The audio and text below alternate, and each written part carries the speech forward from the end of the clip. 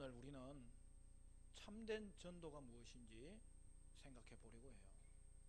그러면 잘못된 전도도 있다는 말입니까? 그렇다는 것이죠. 물론 어떻게든 전도하는 게 좋아요.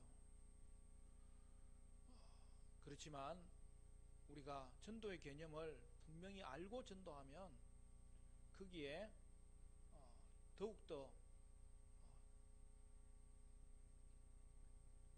참된 회심자들이 생길 것을 기대할 수 있는 거죠. 여러분, 전도에서 중요한 것이 무엇이냐? 결국 무엇을 전하는 거죠. 그래서 전도는 줄임말이에요. 무엇의 줄임말입니까?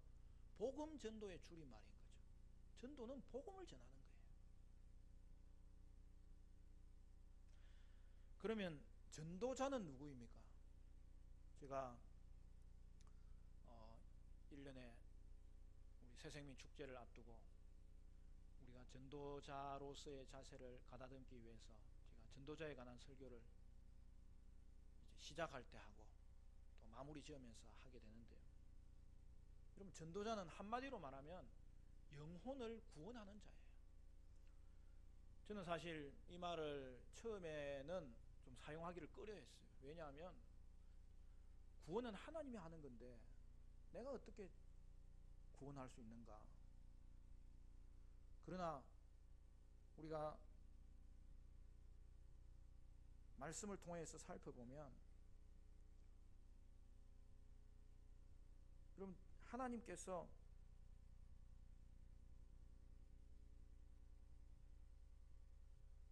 영혼을 구원하실 때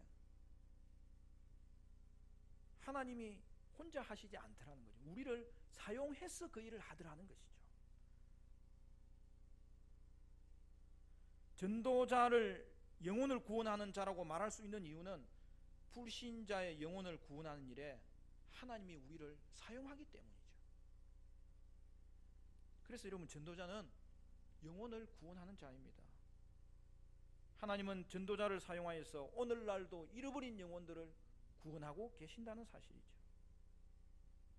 그러므로 여러분, 영혼을 구원하는 일, 이 전도는 성도의 가장 주된 사역이어야 되는 것입니다. 참으로 전도는 성도라면 누구나 감당해야 될 인생의 핵심적인 그러한 여러분 목표가 되어야 되는 것이죠. 오늘 본문을 보면 예수님은 베드로를 부르실 때에 베드로를 그가 만난 것과 함께 그에게 사명도 주는 것을 볼 수 있어요. 그럼 19절 20절 말씀 같이 읽어볼까요? 19절 20절 다 같이 시작. 말씀하시되 나를 따라오라. 내가 너희를 사람을 낚는 어부가 되게 하리라 하시니 그들이 곧 그물을 버려두고 예수를 따르니. 지금 베드로를 예수님이 찾아오셨어요. 그리고 예수님을 베드로가 만나게 되었어요. 그때 예수님은 그에게 사람 낚는 어부라고 그를 명하시며 그에게 사명을 주시는 것을 볼 수 있습니다. 마태복음에는 이렇게 간단하게 기록되어 있지만 누가복음에는 이것이 좀 세밀하게 기록되어 있잖아요. 그래서 여러분은 복음서를 계속 이렇게 번갈아 가면서 읽는 것이 필요해요. 그날은 베드로가 밤새 고기를 잡았지만 한 마리도 잡지 못하고 이제 새벽이 되고 아침이 되었을 때 그물을 씻고 있었어요. 그때 예수님이 지나가시는데 그 예수님을 따라다니는 무리들이 있었던 것이죠. 근데 그 예수님께서 그물을 씻고 있는 베드로 앞에 서신 거예요. 군중들이 같이 선 거죠. 그때 예수님이 베드로에게 그 배를 빌려달라고 하신 거예요. 여러분, 밤새 되는 일도 없고 허탕쳤는데 아침에 이제 그물 씻고 그냥 빨리 정리하고 싶은데 그때에 그물 씻는 일을 방해하면서 배를 빌려달라, 내가 그 위에서 말씀을 전하겠다고 했을 때 여러분 같으면 어떻게 반응하시겠어요? 여러분 솔직하게 생각해 보세요. 근데 베드로는 순종했어요. 그 전에 동생 안드레로부터 예수님이 누구인지 들은 게 있어요. 이게 처음 예수님에 대해서 들은 건 아니에요. 만난 거는 처음이에요. 그리고 배에서 말씀을 전할 때에 누가 가장 그 말씀을 가까이에서 듣습니까? 베드로죠. 그리고 말씀을 마치시고 나서 예수님께서 베드로에게 명하시는 것이죠. 예수님이 그 혼자 배를 운행할 수 없기 때문에 베드로가 그 배를 그 바닷가에 가면은 해운대 같으면 이렇게 길게 백사장이 되어 있지만 예수님이 말씀을 전하신 그 곳은 보통 이렇게 보름달처럼 이렇게 되어 있어요. 배만 가운데 띄우면 이게 콘서트장이 되는 거예요. 예수님은 그런 것을 활용하신 거죠. 베드로의 배에 예수님이 오르셔서 그 옆에서 듣던 베드로에게 예수님이 뭐라고 말씀하십니까? 깊은 곳에 가서 그물을 던져라. 그 내용이 오늘 본문의 구체적인 내용이에요. 그때 베드로가 어떻게 합니까? 이제 좀 그만하시지, 이렇게 하잖아요. 순종했어요. 그때 엄청난 물고기가 잡혀서 주위에 있는 배들과 함께 고기를 건져왔을 때 베드로가 첫 번째 한 말이, 주여 나는 죄인입니다. 나를 떠나주십시오. 그때 예수님이 뭐라고 말씀하셨습니까? 내가 너를 사람을 낚는 어부가 되게 하리라. 그 내용이 오늘 본문에 등장하는 내용이고, 누가복음에는 네가 사람을 취하리라, 사람을 얻게 되리라, 그렇게 말씀하신 것이죠. 여러분, 이 사람을 낚는 어부라는 이 말은 전도자에 대한 아주 좋은 표현이고, 우리가 오늘 본문을 통해서 알게 되는 것은 뭐냐면, 예수님을 만났을 때 예수님은 그에게 사명도 주셨다는 것이고, 예수님은 고기를 낚는 어부를 사람을 낚는 어부로 부르셨다는 것이죠. 이는 하나님께 돌아온 모든 성도에게 주신 사명이라는 것이죠. 그러면 참된 전도는 무엇입니까? 그것을 알기 위해서는 우리는 언제나 성경으로 돌아가야 돼요. 성경이 전도를 무엇이라고 말하고 성경이 전도를 어떻게 하는 것이라고 말하는지에 귀를 기울여야 되는 것입니다. 저는 이 주제에 대한 논의에서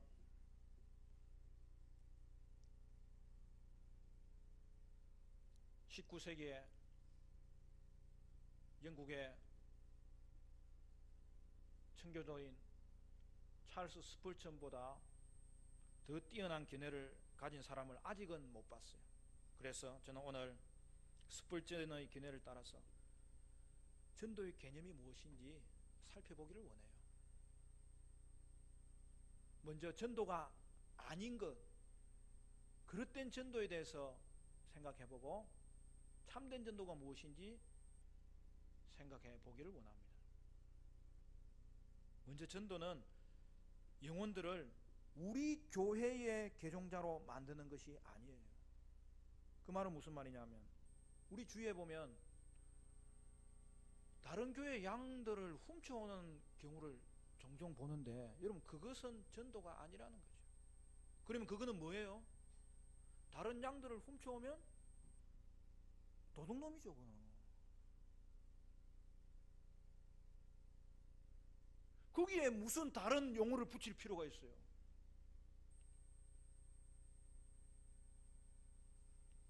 여러분, 물론 교회를 옮기는 데는 사정이 있을 수 있습니다. 이사를 간다든지, 그죠? 또는 몸이 불편해서 멀리 이동할 수 없을 때, 또 많은 경우에는 교회에 분란이 일어나서 시험당하는 경우가 너무 많고, 그로 말미암아 신앙생활을 쉬는 경우도 너무 많고, 그러나 어떨 때는 적극적인 의미로, 긍정적인 의미로 교회가 공식적으로 파송을 해서 다른 교회에 보낼 수도 있습니다. 여러분, 그런 경우를 제외하고는 사실은 오늘날은 교통이 발달되어 있기 때문에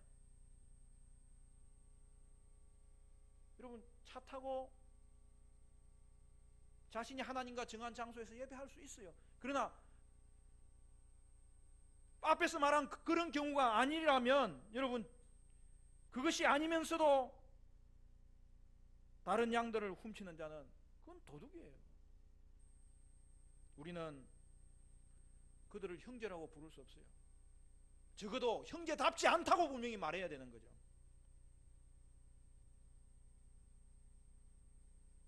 그러므로 우리의 첫 번째 관심은 뭡니까? 우리는 오직 영혼들을 그리스도께 인도하는 데 목표를 둬야 되는 것이죠. 우리의 첫 번째 관심은 양들이 위대하신 목자 예수 그리스도에게 나아가도록 도와주는 것이어야 되죠. 그래서 전도는 잃어버린 영혼을 구하는 것이 전도인 것이고, 우리의 관심은 믿지 않는 영혼들이 주님 앞에 돌아오도록, 그들을 예수님 앞에 인도하도록 거기에 주된 관심을 가지면서 전도해야 되는 것이고, 이기적인 자신의 단체를 채우기 위해서 전도하는 것은 결코 바른 전도가 아니라는 것임을 명심해야 됩니다.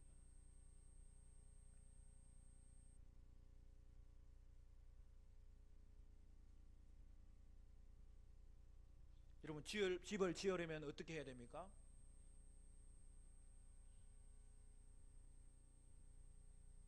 남의 집을 허물고 그 재료를 가지고 자기 집을 지으면 돼요, 안 돼요? 안 되는 거죠.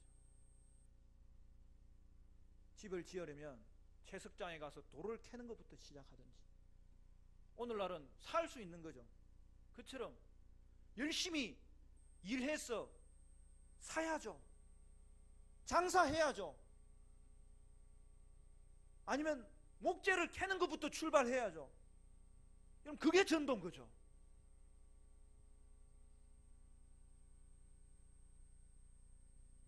오직 우리의 관심은 잃어버린 영혼을 찾는 데 있어야 하는 거예요. 그래야 하나님 나라를 확장하는 일에 우리는 관심을 쏟아야 되는 것이죠. 자신이 속한 단체의 확장에 열심을 내는 그런 이기심은 전도가 아니고 영혼 구원이 아니고, 그것은 어떻게 보면 하나님 나라 전체의 영적 이익을 훼손하고 방해하는 일이 되는 것이죠. 또 한 가지 생각해 보면 전도가 아닌 것은, 우리가 연말에 신자 수가 얼마나 증가했는지 그거 보여주기 위해서 전도하는 것이 아닙니다. 물론 통계가 중요합니다. 여러분, 교회는 철저하게 통계를 가져야 됩니다. 그 통계를 가지는 이유가 뭐죠? 지금 현재 우리의 현실을 객관적으로 볼 수 있는 재료가 되는 것이죠. 그리하여 잘못된 것을 알 수 있고, 그리고 올바른 방향으로 어떻게 가야 되는지를 설정할 수 있는 그것을 위해서 사용하는 것입니다. 그러나 교회는 통계를 위해서 사용하는 것이 아닙니다. 그러므로 우리는 당연히 참된 회심자를 만나도록 전도해야 되고, 참된 회심자를 만들도록 전도해야 되고, 거기에 초점을 두고 거기에 관심을 두고, 그리고 참된 회심자는 당연히 교회로 인도해야 되는 것이죠. 여러분, 교회는 성도에게 어머니와 같은 존재예요. 그러므로 말미암아 교회는 회심자들이 교회에 와서 양육을 받아야 됩니다. 계속 자라야 되는 것이죠. 그러나 그것은 제자들에게 양육을 시키는 것이지 단순한 고백자들에게 행하는 것은 아니에요. 우리 교회는 새 가족들이 오면 진심으로 환대하고 마음을 다하여서 그들을 환영합니다. 여러분, 새 가족 소개를 하고 축하를 하고 인사를 했으면 여러분 나가실 때 그냥 줄을 쭉 서서 그냥 다 인사하고 나가셔야 돼요. 무조건 인사하세요. 여러분, 새 가족에게 인사하고 새로운 분에게 인사하고, 혹시 처음 온 사람이 신천지라도 인사하고, 나중에 보면 신천지면 쫓아내고, 무조건 처음 보면 인사하고 환영하고 축복하고, 그것이 성도의 자세죠. 그래서 우리는 새가족이 오는 것이 얼마나 귀한 일인지 모르기 때문에 한 번 온 새가족에게 많은 관심을 줘야 되고 환영해야 되는 것입니다. 그런데 저희 교회는 단 한 가지 꼭 요구하는 것이 있어요. 새가족 성경 공부를 해야 된다는 것이죠.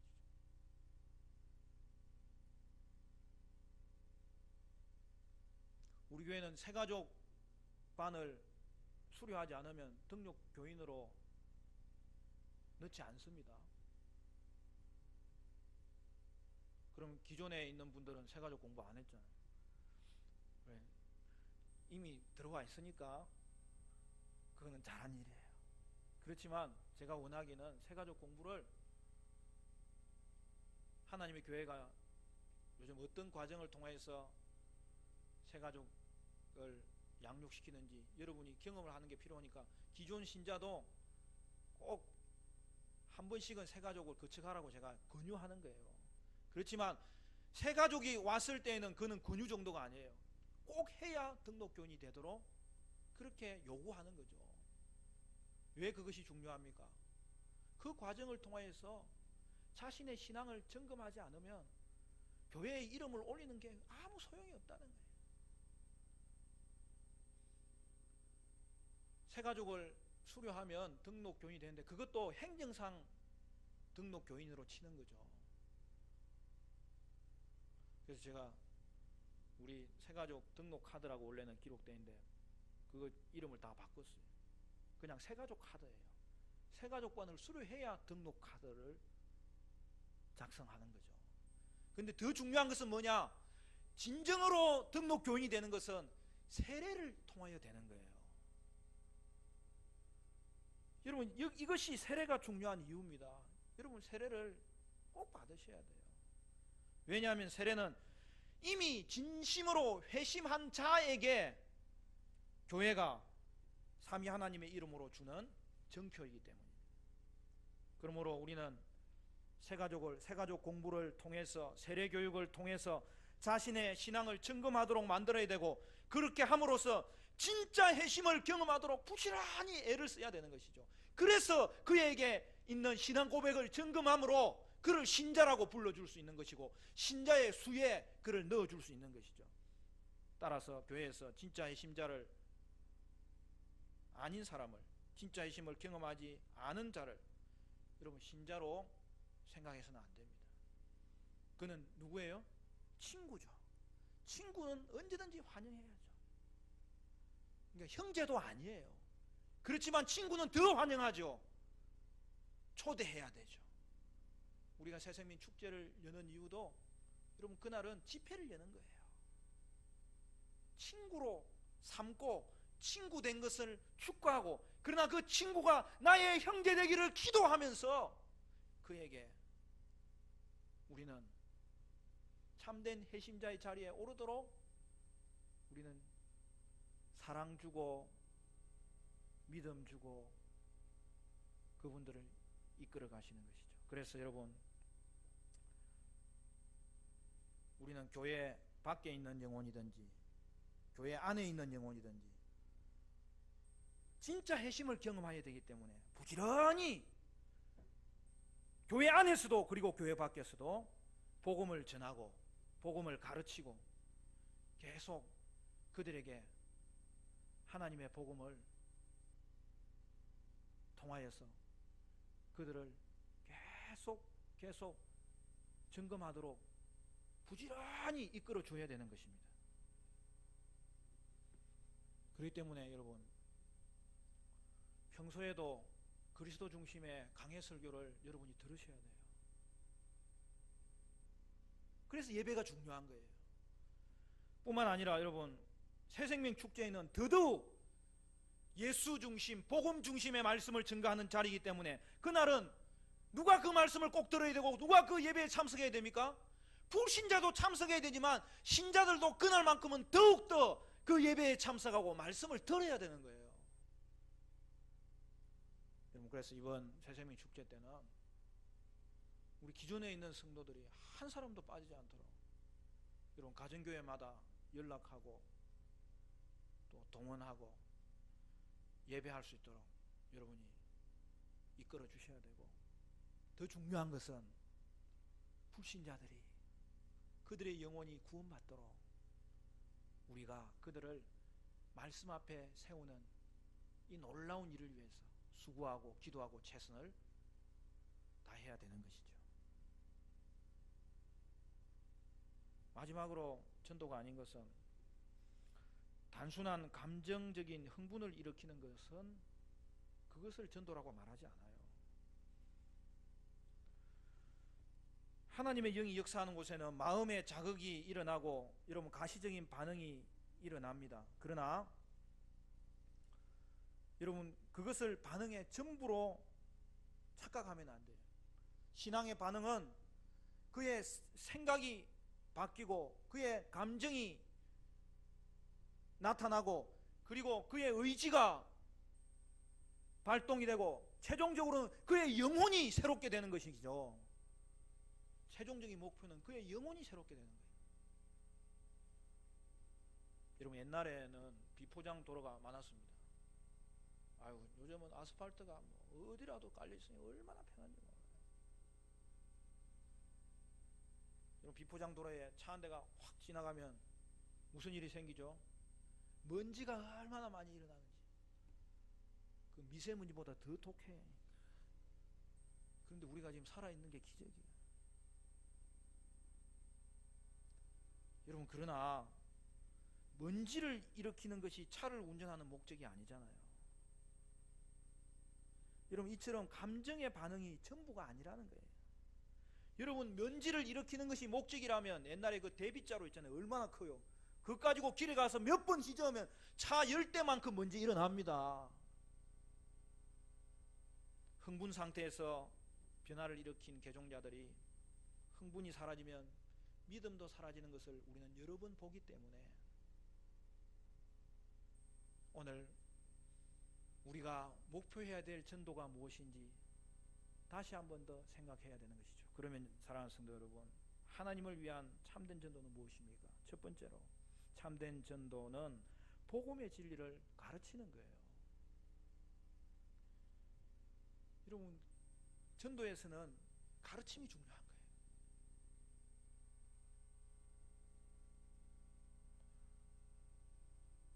그래서 3분 만에 전도를 해야 되기도 하지만 전도는 가르쳐야 돼요. 여러분 가르침을 통해서 사람들의 마음속에 진리의 역사가 일어나는 거예요.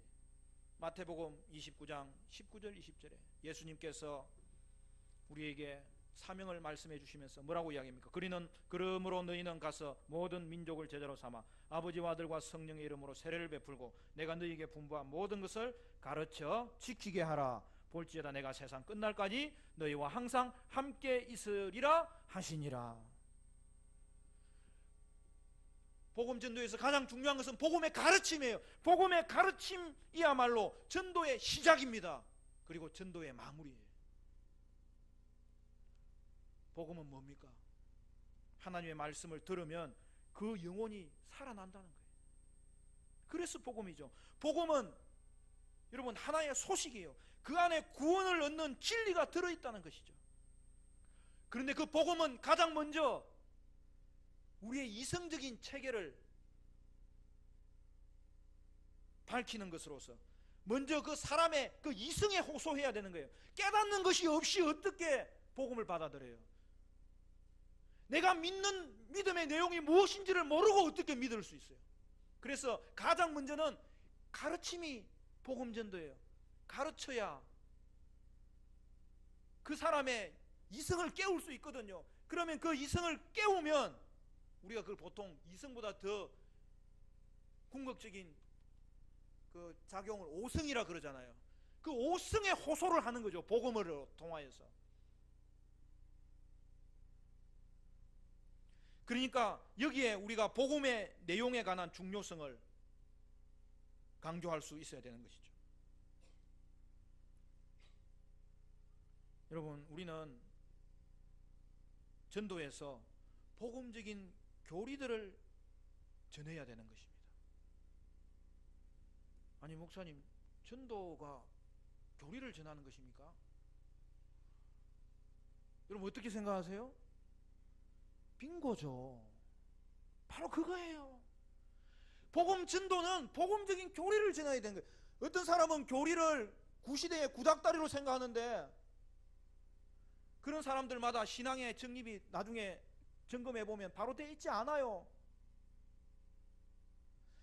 자기 생각으로 신앙의 내용을 쌓아놓은 사람이 너무 많아요.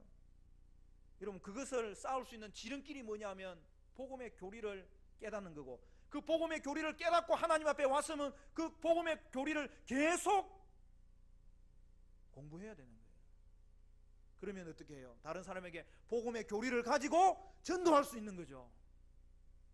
여러분 교리란 말과 가장 가까운 말은 뭐냐면 진리입니다. 특히 복음의 교리는 뭐예요? 이 땅의 궁극적인 진리, 신앙의 진리를 말하는 게 복음의 교리인 거죠. 그렇기 때문에 이 땅의 가장 중요한 진리, 신앙의 진리, 복음의 교리를 전할 때에 그 인생 가운데 그의 이성이 드디어 자기가 이전에 알지 못했던 것을 깨닫는 놀라운 기회를 얻게 되는 것이죠. 사랑하는 성도 여러분, 여러분은 복음 전도에서 진리의 말씀인 복음의 교리를 잘 전할 수 있어야 되는 거예요. 그러면 이런 것이죠. 목사님, 저는 복음의 교리를 이제부터 좀 깊이 연구를 할 테니까 그 대신에 지금 내가 복음의 교리를 전할 수 있는 게 좀 약한데 어떻게 해야 됩니까? 그럴 때에 복음의 교리를 들을 수 있는 예배에 초대하는 것이죠. 예배하는 자리, 특히 그 속에서 성경적인 말씀이 전해지는 자리가 그렇게 중요한 이유가 바로 그겁니다. 그것이 아니고서는 여러분 예수를 믿을 수 있는 방법이 없어요. 예수를 믿어도 제대로 믿을 수 있는 방법이 없어요. 그래서 예배가 중요하고, 예배에서 전해지는 말씀이 성경적인 말씀이 전해지도록 애쓰는 것과 그 말씀을 듣기를 애쓰는 것이 그렇게 중요한 거예요. 여러분 우리가 그것 하려고, 그것도 그 집중적으로 하려고 새생명 축제 하는 거예요. 여러분이 이 한 주간 복음의 말씀을 듣는 자리에 여러분이 초대할 수 있다면 그것은 복음의 가르침을 전해주는 그러한 참된 전도와 연결될 수 있는 것이죠. 그러므로 저와 여러분은 복음에 대해서 깨닫고 구원받았으니 이제 구원받고 나서는 내가 어떤 복음의 진리를 알고 이곳에 왔는지를 다시 돌이켜보면서 내가 경험했던 것, 내가 체험했던 것이 중요한 것이 아니라 하나님의 말씀을 통하여 바로 내가 이러한 방법을 통하여서 예수를 믿게 되었구나 확인하셔야 되고, 그리고 이제는 그것을 다른 사람에게 전할 때에 동일하게 그들에게도 하나님 만나는 놀라운 회심의 역사가 일어날 것을 기대할 수 있는 것입니다. 복음의 교리가 뭐죠?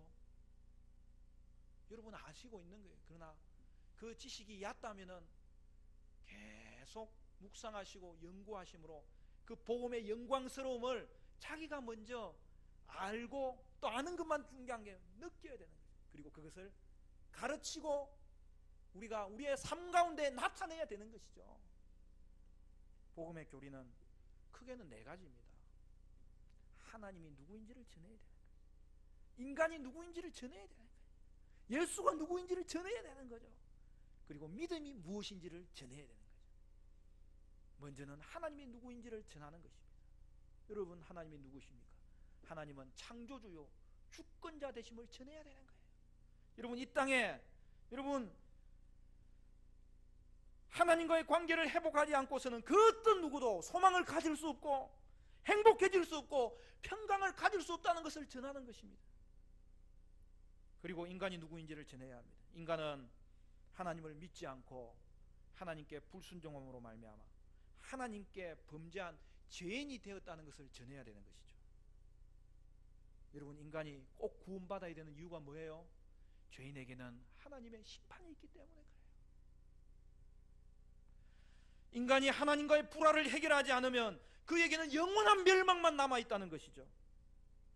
그러므로 전도자가 할 일은 죄인에게, 그들은 전적으로 무능력하기 때문에 그 사실을 알려줌으로써 유일하게 그들을 도울 수 있는 분에게 그들을 이끌고 그분을 바라보도록 만드는 것이 우리의 할 일입니다. 그리고 예수님이 누구인지를 전해야 됩니다. 예수만이 구세주요 주님이심을 전해야 되는 것이죠. 여러분, 이 땅에 의를 행할 수 있는 사람이 있어요, 없어요? 모든 사람이 죄를 범하였으므로 하나님의 영광에 이르지 못합니다. 그러나 이 땅에는 완전한 분이 딱 한 분 있어요. 그분이 누구예요? 예수 그리스도. 그렇기 때문에 우리는 예수님, 하나님이 보내신 유일한 중보자, 그를 믿음으로 하나님께 나아갈 수 있음을 전해야 되는 것이죠. 바로 여기에 믿음이 무엇인지가 등장합니다. 우리는 믿음에 대해서 전해야 됩니다. 그것은 그냥 단순히 믿으라가 아니라 그 믿음의 대상이 누구인지를 충분히 설명한 이후에 누구를 믿으라고 가르쳐야 돼요? 오직 예수를 믿음으로 예수 안에서만 있는 그 구원을 받으라고 전해야 되는 것이죠. 결국 우리는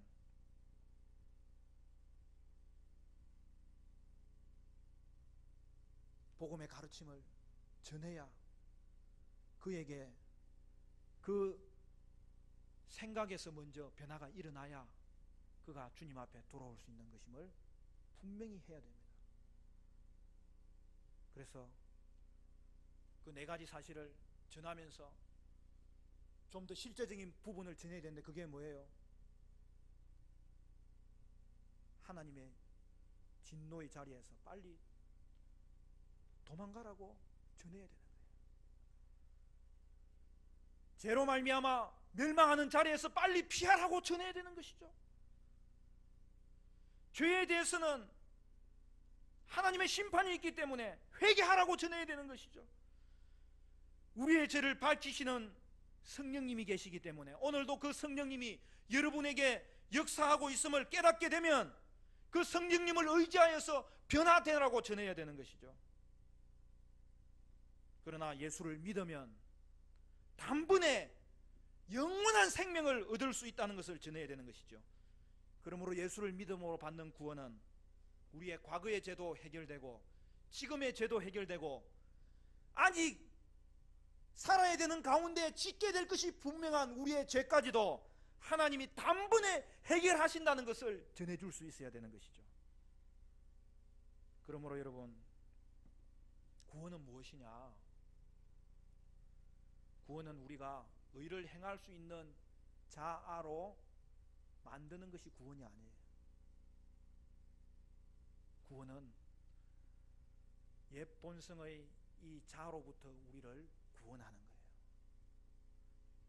그리고 우리에게는 하나님이 새 본성을 넣어주심을 기대하고 받아들이는 것이죠. 여러분, 이것이 아니면 신앙생활 하고 나서도 예수님이 그리스도라는 사실에 대해서 잊어버리기가 얼마나 쉬운지 몰라요. 여러분, 신앙생활 하고 나서도 내가 의를 행할 수 있는 자아로 구원받았다고 생각하면 내가 행하는 모든 의가 나중에는 공로가 돼요. 근데 그 공로가 하나님 앞에 조금이라도 뭐 도움이 되겠어요? 되지 않아요. 그럼에도 불구하고 계속 신앙생활을 하는 것을 딴 데 초점을 맞추고 신앙생활을 하니까 믿음이 자라지 않는 거예요. 여러분, 구원은 내가 의를 행할 수 있는 자아로 만들어준 게 구원이 아니에요. 내가 아무것도 할 수 없는 죄인, 내 옛 본성, 내 자아를 하나님께서 깨닫게 하시고 거기서부터 우리를 끄집어내는 것이죠. 그리고 우리에게 주시는 자아는 하나님의 새로운 본성을 집어넣는 주시는 것이죠. 그래서 성도의 특권은 뭐냐? 하나님이 예수 그리스도를 통해서 여러분과 평생 동안 함께 하실 줄로 믿습니다. 그 은혜로 사는 것이죠. 그래서 성도의 특권은 내가 주인인 삶을 사는 게 아니라 예수님이 내 인생의 주인이고 나를 통치함으로 말미암아 나의 인생이 복되게 사는 것을 성도의 특권이라고 말합니다. 거기에는 공로가 없어요. 거기에는 예수님이 나의 주인 되어서 사는 것이기 때문에 내가 했는지 예수님이 했는지 모르는 거예요. 나는 죽고 예수로 사는 것은 그것을 통해서 하나님 앞에 공로를 내세우라는 말이 아니고 예수님께서 주신 그 새 본성으로 말미암아 은혜를 누리고 감사하며 주님과 함께 동행하는 새로운 삶을 살아라는 것이죠. 그 은혜가 이미 저와 여러분에게 주어졌음에 그 능력으로 사시는 저와 여러분 되시기를 간절히 축원합니다. 전도자는 불신자들이 구원의 진리에 이르도록 진리의 말씀을 가르치는 것이 전도라는 것을 분명히 기억해야 돼요. 그리고 그것은 예수 믿고 나서도 계속 해야 되는 일이에요. 왜? 그때부터는 구원받기 위해서 하는 것이 아니라 내가 받은 구원이 얼마나 놀라운지를 아는 만큼 내가 전할 수 있기 때문에, 누릴 수 있기 때문에 여러분 복음을 깊이 가까이 하시고 연구하시고 묵상하시고 말씀을 들으시고 새기셔야 되는 것이죠. 두 번째는 참된 전도는 복음의 감동을 줘야 되는 거예요. 복음의 진리를 알게 하는 것이 전부가 아니에요. 왜냐하면 그걸 느낄 수 있도록 감동을 줘야 되는 것이죠. 그리고 그 복음의 감동은 전하는 사람 자신이 먼저 경험해야 줄 수 있는 것입니다. 잠언 26장 7절 말씀에 저는 자의 다리는 힘없이 달렸나니 미련한 자의 입의 잠언도 그러하니라. 여러분, 전도자에게는 이 두 개의 다리가 있습니다. 저는 다리를 가지고 있으면 신자들이 힘있게 살아갈 수가 없잖아요. 그래서 우리는 교리의 다리는 길지만 감정의 다리는 너무 짧게 되어 있다면 그거는 불구자라는 것을 기억해야 됩니다. 어떤 사람이 불신자의 운명에 대해서 냉철하게 말해주는 그러한 월등한 지식과 회박한 교리를 가지고 전한다면 동시에 무수한 사람들이 멸망당하고 있는 데 대해서 애통한 마음을 가지고 그들을 온유함으로 부드러움으로 사랑으로 대할 수 있는 그러한 하나님 앞에서의 마음을 간직하지 않고 전도하는 것이라면 앞에서 말한 그릇된 전도에 해당되는 거예요. 여러분, 그들에게는 인간적인 사랑이라는 이 사랑의 젖이 메말라 버린 거예요. 자신이 먼저 감동받지 않는 전도자인 거죠. 그들은 아무에게도 새로운 것을 들려주지 못해요. 그러므로 전도자는 자신이 먼저 들어야 되고 그래야 회중들에게 들려질 수 있고, 안 그러면 생명력 없는 전도를 무감각하게 전하는 것밖에 되지 않는 거예요.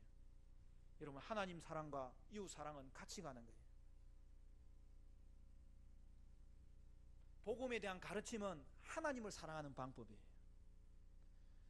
복음에 대한 감동은 이웃을 사랑하는 방법이에요. 그러므로 하나님을 사랑하는 복음에 대한 가르침을 가졌으면 그것을 전할 때에는 이웃 사랑의 모습으로 전해야 되는 것이죠. 간혹 제가 한 번씩 듣게 되는 일이 뭐냐 하면 전도 행사를 하다 보면 얼마나 전투적으로 전도합니까?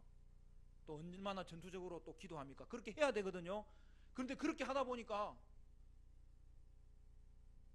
도리어 복음 전도자 자신이 냉랭한 사람이 되어버리는 거예요.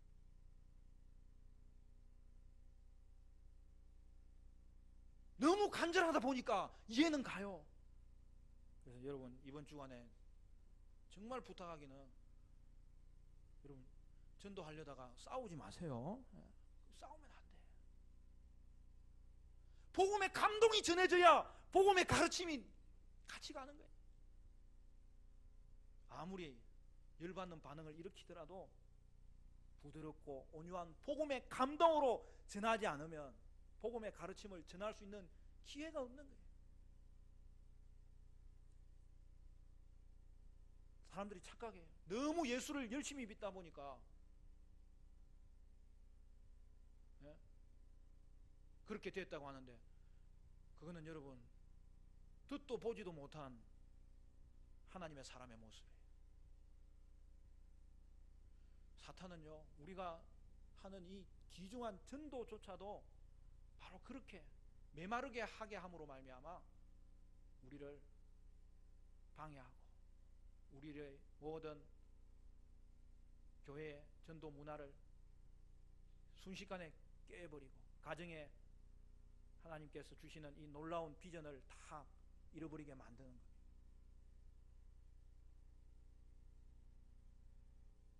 사랑하는 성도 여러분, 죄인은 생각만 가지고 있는 것이 아니라 감정도 가졌어요. 그러면 우리는 이 둘 다에 호소할 수 있어야 돼요. 여러분, 이번 주간 우리 성도들의 가정마다 싸움의 소리는 하나도 안 들리고 기쁨의 소리, 사랑의 소리, 온유한 음성, 찬양하는 음성, 감사하는 소리, 그 모든 주님의 복음의 감동으로 충만한 소리가 나타나기를 간절히 축원합니다. 그래서 그것을 통하여 복음의 가르침이, 복음의 초대가 저들 가운데 받아들여지고 주님의 전에 올라서 주의 복음 듣는 그 자리에 마음과 생각이 변화되는 그 은혜가 여러분의 삶 가운데 나타나기를 간절히 축원합니다. 마지막 거는 좀 더 짧게 요약하겠습니다. 셋째, 참된 전도는 대상자를 거듭나게 하시는 성령님을 의지하는 거예요. 전도에는 가르침도 필요하고 감동도 필요한데 그게 전부가 아니에요. 우리가 행할 일은 그것밖에 없어요. 그러나 그거보다 더 큰 일이 일어나야 돼요. 그게 뭐예요? 하나님의 은혜의 기적이 일어나요. 그게 뭐예요? 인간적인 능력으로 할 수 없는 초월적인 기적이 일어나요. 그것이 성령의 역사입니다. 거듭나게 하는 일은 우리가 할 수 있는 게 아니에요. 우리는 최선을 다할 뿐이지만 그 일은 성령님께서 하셔야 일어나는 일이에요.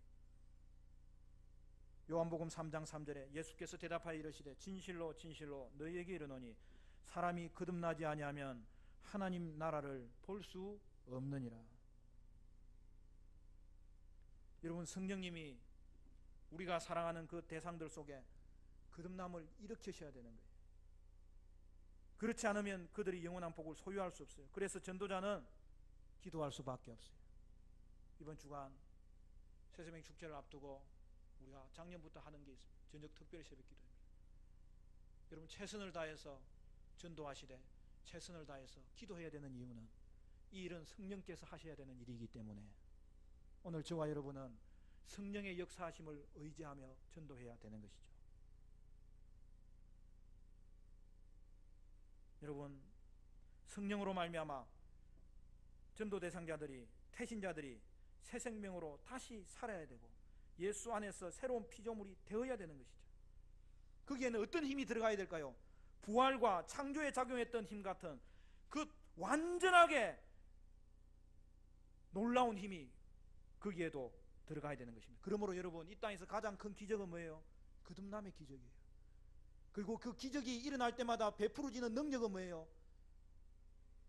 결국 거듭남은 개인에게 일어나는 창조의 기적이에요. 개인에게 일어나는 부활의 기적이에요. 그리고 오늘날 개인에게 일어나는 재창조의 기적이 거듭남이에요. 그렇기 때문에 오늘 우리는 다시 한 번 더 이 일은 성령께서 하셔야 되는 일임을 기억하고 기도해야 될 줄로 믿습니다. 그렇다고 인간적인 수단이 소용이 없느냐? 정반대죠. 성경은 우리에게 확실히 이야기합니다. 하나님이 전부 되신다는 것을 발견하지만 또한 하나님은 그 일에 도구를 사용하신다는 것이죠. 그 도구가 누구예요? 전도자인 저와 여러분이에요. 그 도구가 뭐예요? 여러분을 통해서 전하는 복음의 진리가 도구인 것이죠. 갈라디아서 4장 19절에 보면 나의 자녀들아 너희 속에 그리스도의 형상을 이루기까지 다시 너희를 위하여 해산하는 수고를 하노니. 여기 보면 사도 바울은 전도에 있어서 자신이 어머니 역할을 한다고 이야기했어요. 해산하는 수고를 한다고 했어요. 여러분, 그로 말미암아 이 땅에 거듭나는 인생이 생겨질 텐데, 하나님이 성령으로 역사하시고 그 성령의 역사에는 어머니 같은 여러분들의 수고가 필요하다는 것을 성경이 말하는 거예요. 그러므로 전도자는 이 땅의 그 어떤 유명한 사람의 칭호보다 더 위대한 이름을 가진 것입니다. 영국에서 4번이나 수상을 했던 윌리엄 그레드스턴이라는 존경받는 분이 젊은이가 한 사람 찾아왔을 때 나눈 대화가 있어요. 그 젊은이가 마음속 깊이 있는 슬픔을 어떻게 치료받을 수 있습니까? 그렇게 했더니 한 가지 방법이 있습니다. 그것이 무엇입니까? 그레드스턴이 대답합니다. 예수를 믿고 구원 받으십시오. 그리고 전도하십시오. 사랑하는 성도 여러분, 저와 여러분이 예수를 믿음에도 불구하고 오늘 우리 속에 왜 슬픔이 있고, 왜 기쁨이 없고, 왜 하나님의 응답이 없고, 왜 우리 속에 하나님의 기적을 경험하는 일이 없는 것입니까? 그것은 전도하지 않기 때문이죠. 성도는 전도가 주업이에요. 전도는 사명이에요. 전도자는 하나님의 통역자로 부름받은 하나님의 도구예요. 사랑하는 성도 여러분, 이 한 주간 우리가 최선을 다해서 새생명 축제를 위해서 여러분 준비할 때 한 사람이 한 사람 이상 태신자를 품고 전도하고 또 기도하고, 그리하여서 여러분은 영혼을 구원하는 전도자가 되시기를 바라고, 우리 교회는 전도하는 교회로 세우는 성도 여러분 되시기를 간절히 축원합니다. 기도하겠습니다.